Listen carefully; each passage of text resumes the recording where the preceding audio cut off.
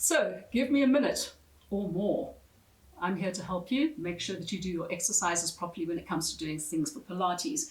Now, this lying down situation or being prone on your mat is one that you need to get right so you don't put too much strain onto your lower back. Although it looks like I'm arching my back at the moment, I'm not. I've got my ribs and my hips pulled together, always protecting this section of the back here. So not just letting everything hang out, you want to still keep those ribs and hips pulled together, shortening the distance here and pulling the belly button back against the spine.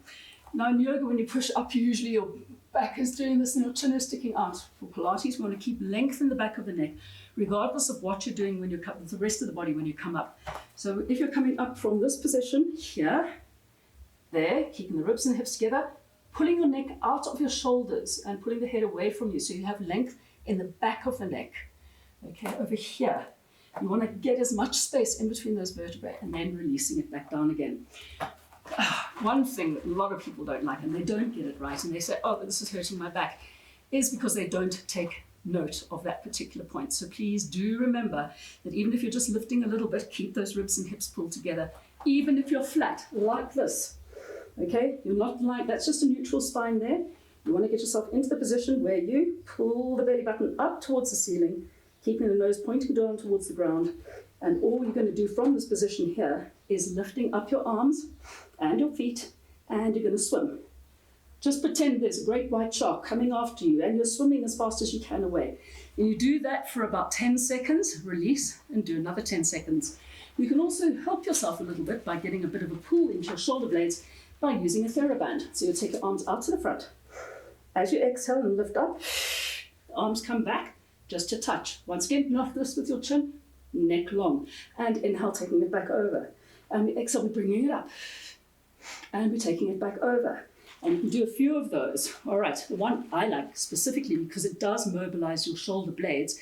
Remember, when we talk about the shoulders, we're talking about this joint as well as those things, your little wings at the back. And you want to get those to pull back towards each other as much as possible.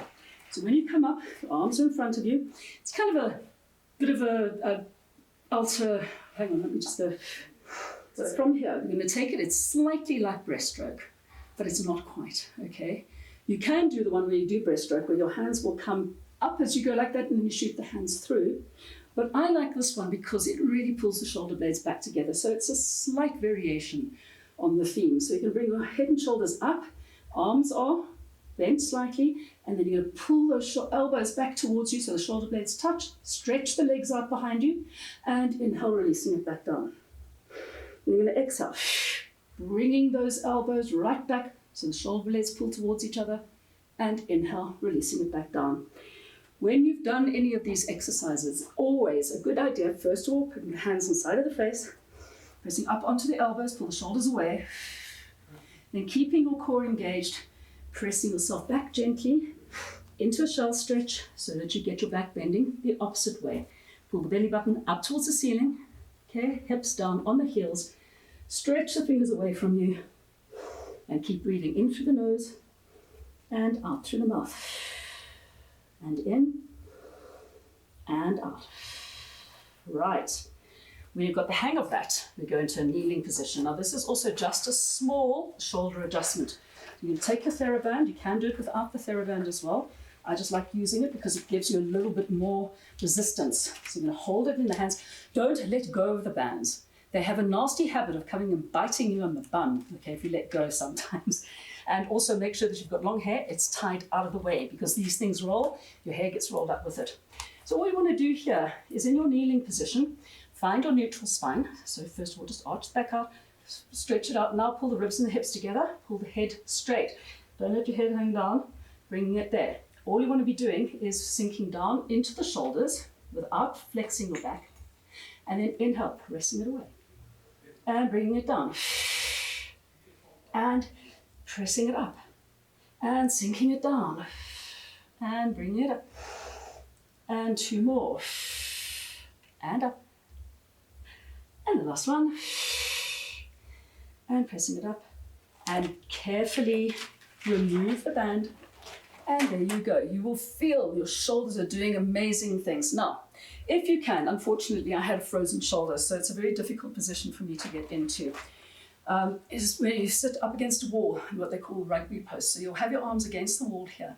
You can do it standing or kneeling.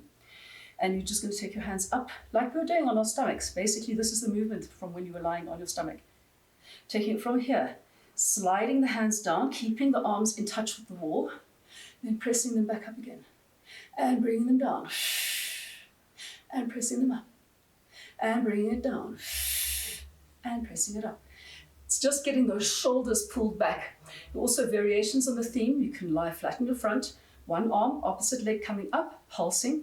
You can do the same thing facing a wall. So you put yourself flat up against a wall, one arm, opposite leg, pulsing backwards. It also works into the spine muscles, loosens those up a bit because you'll be working across the body.